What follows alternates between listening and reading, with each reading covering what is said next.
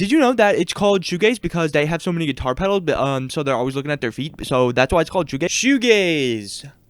Today, we're gonna learn how to make it. What is shoegaze? I don't know. What is shoegaze? Well, without giving you the whole kit and caboodle, without giving you the whole shaboing, basically it's this genre of music that's just like a wall of sound, mostly with the guitars. The signature shoegaze sound is just a stack like reverb and delay, reverse reverbs, fuzz pedals, all that kind of stuff on top of each other. And they layer a bunch of guitars on top of each other, and it just kind of drowns out the drums and the vocals, and it just has this very dreamy kind of ethereal feel to it. There's a lot of shoegaze bands out there. I'm not going to go and explain every single one of them. Some of the really famous shoegaze bands are like Slowdive, My Bloody Valentine, Cocteau Twins, and others. There's plenty of others, so don't go in the comments and be like, but you forgot to say this one. I know, there's a lot of bands, okay? I know. Pretty much the only thing you're specifically going to need for this is an electric guitar, bass, drums, any extra synths and stuff like that you can all do with plugins. First thing you want to do is open up your digital audio workstation. In this case, I use FL Studio, but all of these tips will apply to whatever DAW you use as well. And then we're going to grab our trusty little guitar. This one. But before I start going absolutely crazy with effects or anything like that, we're going to figure out the chord progression that we want to use. What's great about shoegaze is that you do not need to be a particularly good guitarist to make the genre. That's kind of the point of the effects and everything, so that they can just kind of play some bar chords and call it a day. None of this fancy stuff. We're going to be hitting some of these.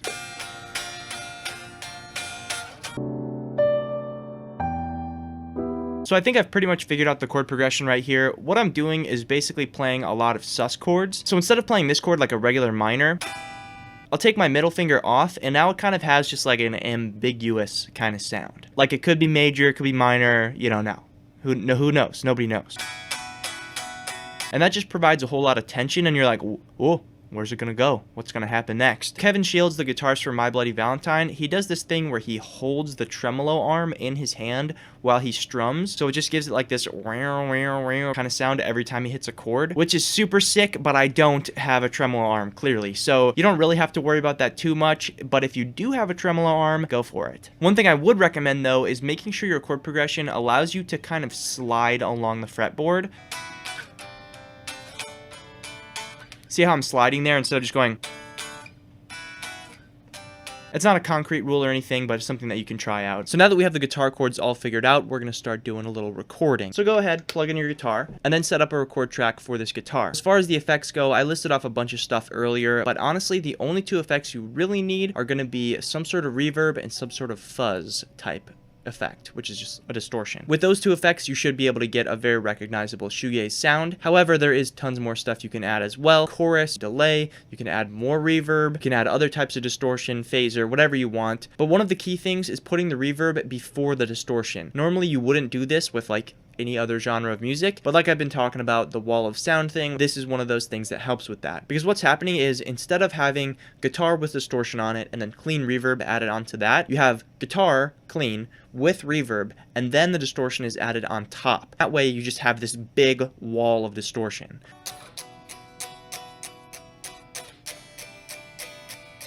As you can hear, we've already got a very shoegaze guitar tone.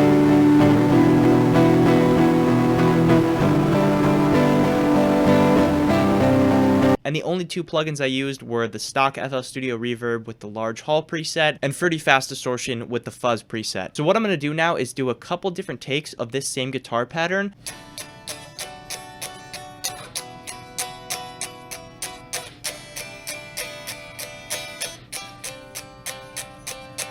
But with different effects on it. So I'm going to do one that's super distorted like this. I'm also going to do one that has reverb and delay mostly. Also, a quick thing that I would recommend is when you're recording guitars with a lot of distortion and a lot of effects and stuff on them, record the guitars clean and then add the effects later. This recording is obviously going to be a lot easier to work with than this one would be. It's nice to be able to see all the transients if you need to make time adjustments and things like that, and also if you want to go back in and change any of the effects later on. So I plan on using the very distorted guitar for like the chorus, and then I think for the verse, I might do more of like a little plucky thing, kind of like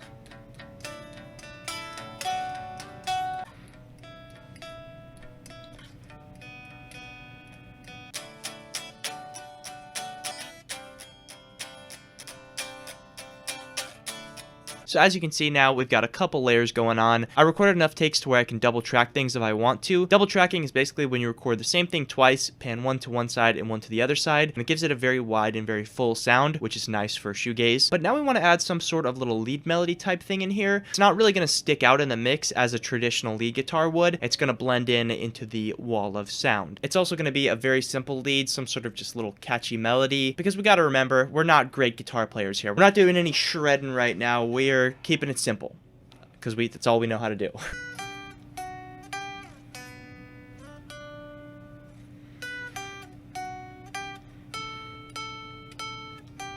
So at this point, I think we've pretty much recorded all the guitars that we're going to need for right now. Of course, you can never have too many guitars when it comes to shoegaze, so we might go back and add some layers later on, but for now, we're going to move on to bass, which is going to be very easy.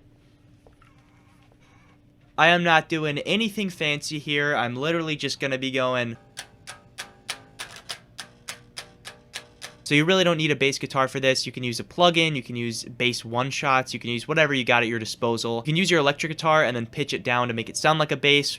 Video on that right there. Just pretty much play the root note of the chord over and over. If you want to get more fancy with it, you can.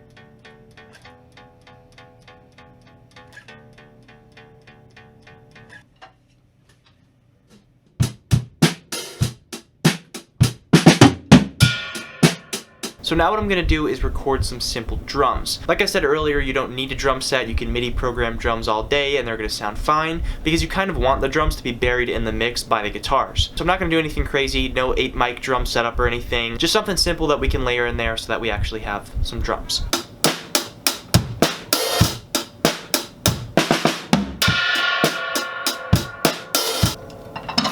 Should be fine. Not my best work, but it doesn't have to be perfect. So we have guitar, we have bass, we have drums. There's not too much more we can add at this point in time. However, there is one thing that I hear on a lot of My Bloody Valentine tracks that I want to add here as well. A little tambourine action. I'm not the best tambourine player out there, but it'll work. If there's any other ways that you can think of to layer up your track and add some more cool stuff in there to, build up that wall of sound, then go for it. It's your beat after all. As far as the mixing goes, I'm not going to go too deep into this, but I'll touch on it just a little bit. With the double tracking thing that I mentioned earlier, as you can see, we have 2 of basically the same track. We're just going to assign each one of these to its own mixer track and then pan one to the left and one to the right. And now what we can also do is route these to one mixer track and just put all of the distortion effects on that one track. So we'll select both of these and then right click an empty one, route to this track only, and we're just going to copy the effects from the record track by going right click, file, and save mixer track state as, click it and drag it onto this one.